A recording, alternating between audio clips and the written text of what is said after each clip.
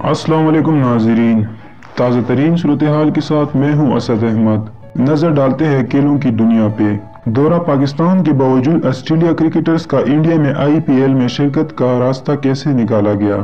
آسٹریلوی ٹیم کا دورہ پاکستان ایسے وقت میں ہو رہا ہے جس سے آئی پی ایل بھی متصادم ہے، لہٰذا آسٹریلوی کرکٹ بورڈ نے ایک راستہ نکالا کہ جس کے تحت کھلاڑی آئی پی ایل سے بھی محروم نہ رہے اور اپنی قومی ڈیوٹی بھی ادا کر لے۔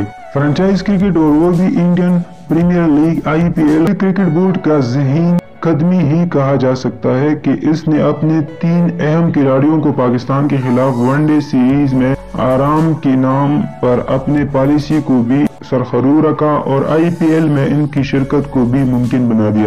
پاکستان کے دورے پر آئی ہوئی آسٹریلوی ٹیسٹ ٹیم میں شامل opener David Warner, fast bowler جوش ہیزلووڈ اور کیپٹن پیٹ کمنز آئی پی ایل کھیلیں گے۔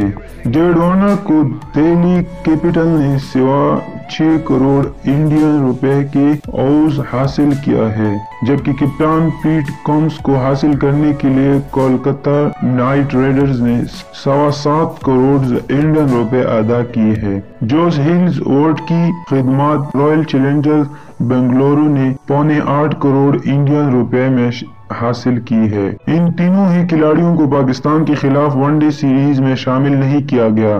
پاکستان اور آسٹریلیا کے درمیان ٹیسٹ سیریز 25 مارچ کو ختم ہو گئی، جس کے بعد 3 one day international match 29، 31 March اور 3 اپریل کو کھیلے جائیں گے۔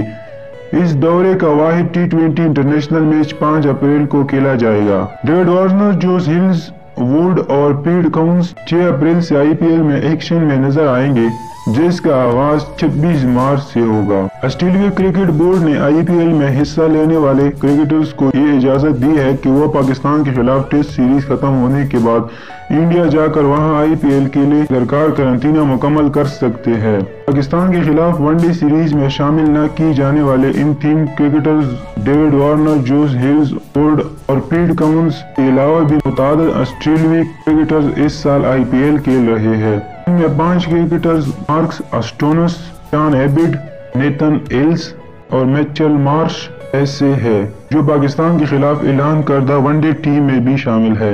یہ 5 کرکٹر پاکستان کے خلاف ون ڈے سیریز ختم کر کے انڈیا جائیں گے اور قرنطینہ مکمل ہونے پر آئی پی ایل کھیل پائیں گے۔ اب تک کے لیے اتنا ہی، ملتے ہیں آنے والے تازہ ترین معلومات کے ساتھ۔ اجازت دیجیے، اللہ حافظ۔